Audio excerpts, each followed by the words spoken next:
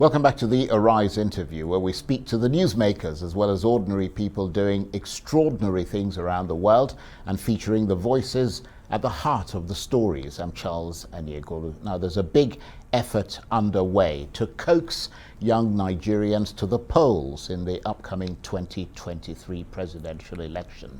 And one of the country's most respected economists and entrepreneurs, Atedo Peterside, has thrown his considerable weight behind the Get Out the Vote drive in an attempt to reverse the trend that sees less than 10% of the tens of millions of young people in this country registering to vote.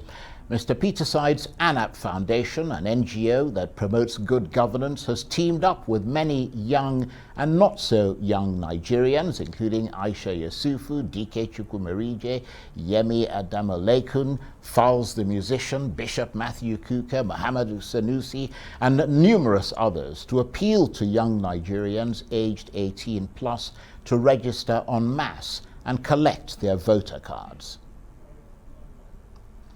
And the founder of Stanbic IBTC Bank and founder and president of Anap Foundation, Atedo Peterside, joins me now in the studio. Thank you very much indeed for coming in. Delightfully honored to have you here. Hi, I'm happy to be here as well. Right. Do you believe that young voters can potentially play a key role in deciding the outcome of the 2023 elections? Of course they can. They're the majority. They're the main demographic in Nigeria. And I'll just go back in history, down memory lane.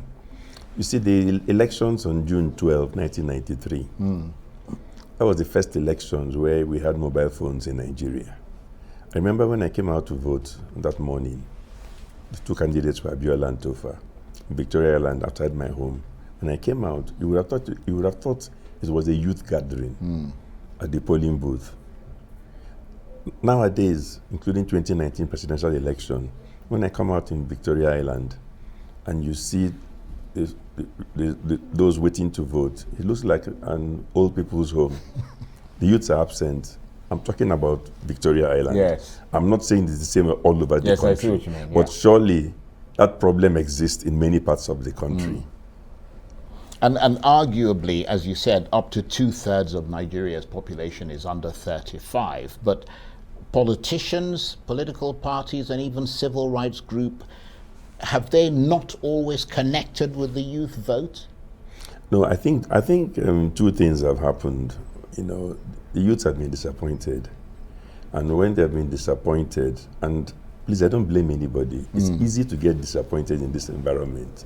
It's easy to get disillusioned. Just look at the unemployment rate. We're talking about close to 40% for youth unemployment. So if you have such a high unemployment rate, people had high expectations from their country, and they've gotten nothing. It's difficult to motivate them to keep faith and say, look, you can be part of the solution. If anything, they feel let down. They feel that Nigeria has pulled the first one on them. And so I don't blame people who are queuing up to emigrate. Well, that's one response. But guess what? 200 million Nigerians, all of us cannot possibly emigrate. So some people must stay back and solve the problem. You know. So talking about solving the problem, what exactly is the Anap Foundation trying to do and achieve? Okay, I think the first thing we are trying to achieve is that a defective process will lead to a poor outcome. When you have the youths being the main demographic, in particular educated youths in Nigeria, and they stay out of the election process, effectively, they have made the every other person outside of their own group to have a bigger say in their affairs. But think about it: it's the youth that have the future. It's the youth future we are planning for. So, if they opt out, who becomes the dominant influence? Usually, it becomes the sort of illiterate voters, the older voters. Now, it is the educated youth in every country that are actually most able to behave in a way that frightens politicians into delivering on the economy. So is that your target audience? Our target audience, yes, is youth generally. But I'm just explaining that the biggest, that is particularly important. Those who are right. who are mostly absent are the educated youth. Right. And let me explain the other reason, because, and I don't want to insult anybody or any grouping, but the illiterate youths, even when they're disillusioned, often register and get their voter's card. They are disillusioned and they believe they don't have any faith in any solution from politicians, but they believe, you know what, this bastard needs me. So on election day, if I have my voter's card, he will give me 1,000 naira, 2,000 naira. Let me at least take it off the bastard, because I know I won't see him again. Yeah. But it's fine by me. If I register and I get 1,000 to vote, don't forget there are different elections. House of Assembly, House of Rep, Senate. So he could make a I get killing. 6,000, and then if the guy wants to do what he likes, he can have a field day. But the thing is that, unfortunately, that kind of mindset further empowers the bad politician, because he knows that he gets elected by people who don't expect anything from him. And guess what? If you don't expect anything from somebody, then most times he will give you nothing. So we want to change that game and somehow find a way to motivate all the rest of the youths and say, you cannot do this to yourself. I didn't say you must run for office. Some of you can and should, but at least come out and make yourself a force to be reckoned with. I mean, you are very familiar with the UK. After Brexit, when Theresa May called a snap election, the youth turnout was particularly high in that election. Absolutely. And they gave her a bloody nose. That is because very they came out, most times they didn't even know who they were voting for. Yeah. They were voting against the Tory party. Absolutely. That is the power that youth can have and should have. And those were educated youths. Yeah, that's a very good point. So we need that dynamic in Nigeria. And do you think that, because I mean that dynamic has not been there, obviously, which is why you're out there trying to motivate them to sort of use the power that they have. Do you think that there is perhaps the danger that young people who came out, for example, for the EndSARS protests, and you could see their capacity and their potential and their yearning as they stood on the streets there, that they'll be discouraged by all the shenanigans, and the sort of Lagos Lekki shooting panel report and the white paper that followed, that they may now be less trusting of that system and therefore less likely to turn out at the next election? But the point I'm making, you're right, but the point, yes, is likely, but that's a vicious cycle. So because some things have gone wrong, you then get disillusioned, and because you opt out and you're disillusioned, people who don't really care about your future now get empowered and they decide your future. So you've got to break that cycle. The way to break that cycle is to go out and campaign. And I'm hoping that you, Charles, will join us and go after all those youths and say, hang on a second. Disillusionment and that vicious cycle of withdrawal is not going to lead to change. What will lead to change is when you come back into the system, like those kids in the UK who came after Brexit with their anger to come and vote and make their voices heard. So you've got to claim your birthright. But of course, there was a specific strategy in the UK when those kids were brought in, because I mean, in spite of the fact that they could see things in their perception going wrong all around them, they still didn't connect until a definite strategy was put in place that targeted them and went to places that they go to with specific types of adverts on social media and those kinds of things. And also education, saying, well, this is where you can go and get a voter's card. This is the address. This is the process by which you do it, and so on and so forth. Yeah, but the truth is that, and I will always be honest with you and with the viewers, it's a lot easier to register in the UK. In fact, I'm sure you're familiar. In the UK, they almost come hunting for you. Absolutely. They send stuff to your house, to and your you doorstep, just fill it in to your doorstep. So you have to. And they put a stamped envelope in Nigeria. Sometimes you have to use your own airtime to go online, do something that, let's hope it works. Then you've got to make an appointment to go in for biometrics. Now, if you're in a place like Lagos, the nearest place to you, there's no appointment available. They give you an appointment somewhere. It costs you money to get up and move. And heaven help you if you get there on that day, they have a problem, there's no light or something. So it becomes more expensive. But that, I'm saying that is not the end of the story. there are also many youths who tell you, and I like people who are honest. They tell you point blank, I have no voter's card. I have no plans to vote. Convince me why I should bother. So that our task is to convince those ones, plus those whom make a half effort in the sense that they either fill the form online and give up in the process of trying to get their biometrics that becomes too difficult, or they even succeed in doing that. But when it's time to pick up the voter's card, again, sometimes they're disappointed. You arrive at the place, they tell you, oh, sorry, not today, come back tomorrow. The card is not here. Or they can't find your card in the correct place. You're supposed to start looking in other places nearby. So when something becomes a bit untidy and expensive, some people will give up. What I'm saying is, there are different aspects to the problem, including those who honestly look you in the face and tell you they had no plans to register. They had no plans to take part in any election because they are frustrated, they are disillusioned. In fact, really, they want out of Nigeria if possible. And there's one more comment I must make. When I said that 200 million people just cannot leave Nigeria, whether we like it or not, we're the country with the most black people in the world. So 1 in 5 Africans is a Nigerian, something like that. The other thing I'll say is that, I'm also tired of people bringing stories about, oh, there's one Nigerian somewhere in Australia or Germany or Canada or somewhere who has done a fantastic thing. Oh, that is now the head of XYZ. For me now, it's boring. What does that prove? That out of 200 million people, you can find one person who can excel in Germany. Was anybody really in doubt about that? If you really thought that it's impossible for one Nigerian to excel somewhere overseas, then you must be saying that you thought we were an inferior race, which we are not. So therefore, the big challenge is not whether everybody can immigrate and go and get one top job in some other person's country. Sometimes you complain, when you get there, you complain about glass ceiling. It's their country, it's not yours anyway. So if you want to... Absolutely. So the issue is that even they look at you in those countries and they respect you more if you will go back and fix your own country. Absolutely. Now, I know it's unfair.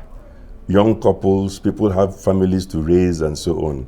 If the economic challenge is too difficult, you've got to go to a place where you can earn enough money to educate your family. But there are others, even those who are successful abroad, those who are in Nigeria in the large numbers, who have to join the action of doing something to improve our lot. So what's your strategy then for those people, if you like call them the dissenting ones, who you go to them? We're going to use all the tricks of the trade in terms of reaching out to them via all sorts of influencers, be it from entertainment industry, from various walks of life. That's why even the group of people that we put together initially, the 18 people, that is just 3 people from different walks of life, from each of the 6 geopolitical zones. That's not the end of it, that's the beginning. So the idea is that we want more people to buy into the idea. That's why I said I would like you to buy into the idea. Well, I was going to say it's a very, very interesting cross-section of people that you've got there. I mean, you really have crossed the whole of society. Yes, somebody told me you have a bishop, you have a musician, you have a rapper, you have a rapper. But that's Nigeria. We have everything in Nigeria. So even some people even complain that that our own activity is not represented. Of course, you cannot have every single. If you're choosing 18 people, yes. Or somebody said, oh, there's nobody from the media, journalist is not there. Of course, there's no soccer player. But we're hoping all those people will come on board. Eventually. Yeah, not even immediately, if they can. Please stay with us. We want to talk with you some more. You're watching the Arise interview. Plenty more still ahead as we continue our chat with Atedo Peterside, founder of Stanbic IBTC Bank and founder and president of Anap Foundation. Stay with us.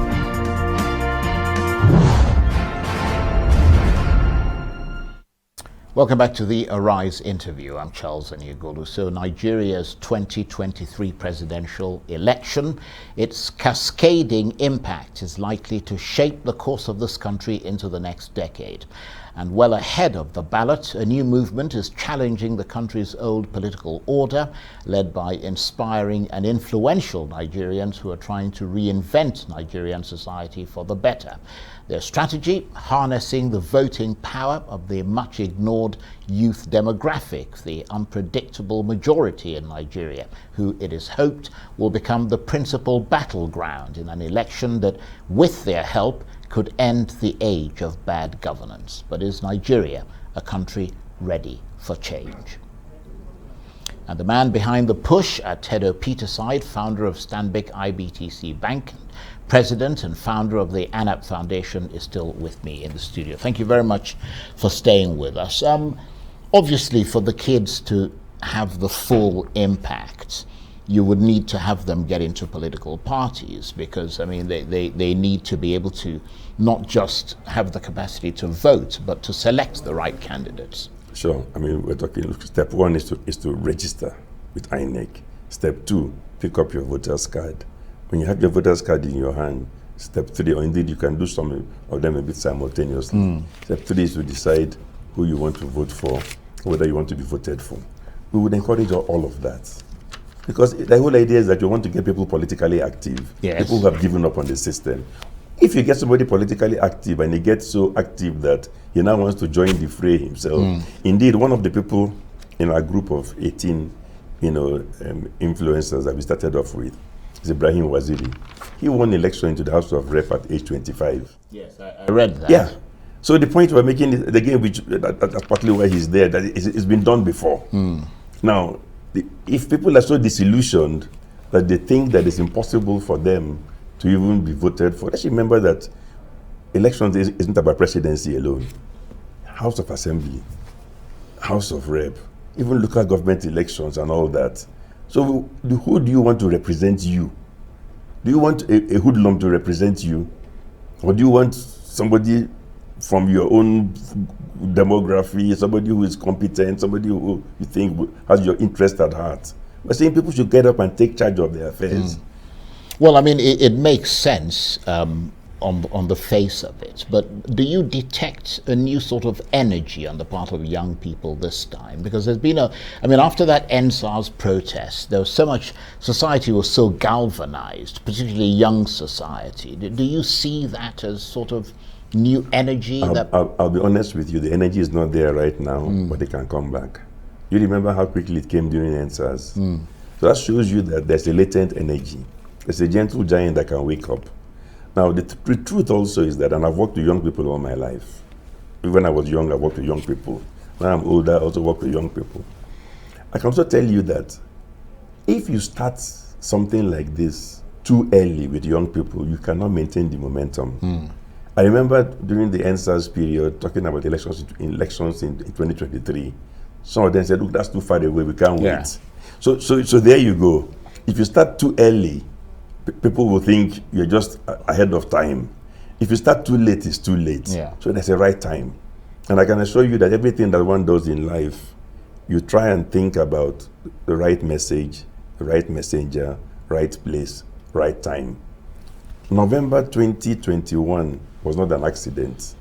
So when I started thinking about this, I penciled it down that the time to start is probably November 2021. I could be right, I could be wrong. It could be too early, it could be too late. You've got to pick a time. You've got to pick a time that you think is the right time. And I didn't think that November to 2020 was the right time. It was too far away. Yeah, I'm inclined to agree with that. Although I don't know, I mean, in the context of Nigeria, I don't know what time is too long or too short. I mean, it usually internationally, people tend to start about the time that you're starting, when they want to kind of, follow through with a campaign. But has it become a sort of self-reinforcing process where, in Nigeria, where candidates don't target the youth because they don't vote, and the youth do not vote because candidates are not talking about issues that matter to them? Yes, that's what I call the vicious cycle. What you've done is to describe it even better. And that's why I said we must break that vicious cycle. The reality is that in some countries, politicians are afraid of the voters because the voters are the people that get angry and can throw you out of office. If many of the voters, the young ones, stay out, potential voters, it also makes the politician feel a lot more secure. So we want to get back to an arrangement where politicians are afraid of voters.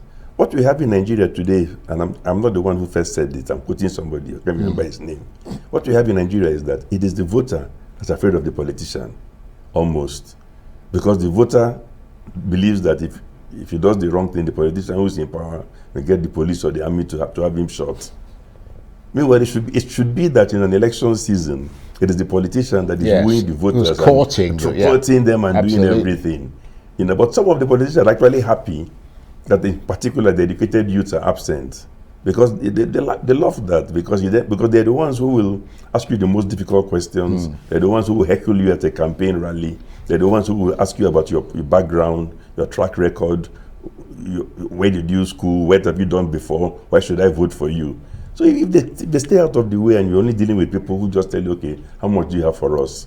The game becomes easier for the politician. And for you to achieve the things you want to achieve, which I think a lot of people would be supportive of. I mean, there need to be obviously reforms within the electoral system. Sure. Are you happy with the Electoral Amendment Act, the direct primaries that have been introduced in there, the method of transmission of results? I think the most important single thing is the method of transmission of results.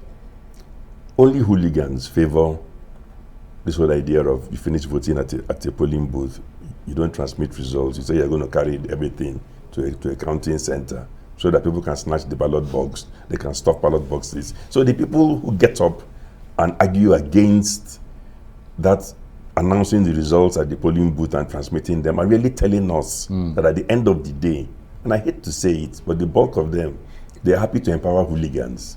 Now, the kind of person who's happy to empower hooligans, we've got to look at him very closely. So I was happy that sanity prevailed, and eventually we seem to have the critical mass. People saying, hang on a second, we've got to do better than this. If on June 12, 1993, some of us knew the effective results by the end of the day because of mobile phones, how can we in 2021 or 2023 still be going backwards instead of forwards? So by that reckoning, would you say that there is a crisis in Nigeria's democracy? Because, I mean, so few young people are so turned off that they don't bother to register to vote. Yes, that's partly why we're doing this. If there was no crisis, we wouldn't be out here trying to do something different.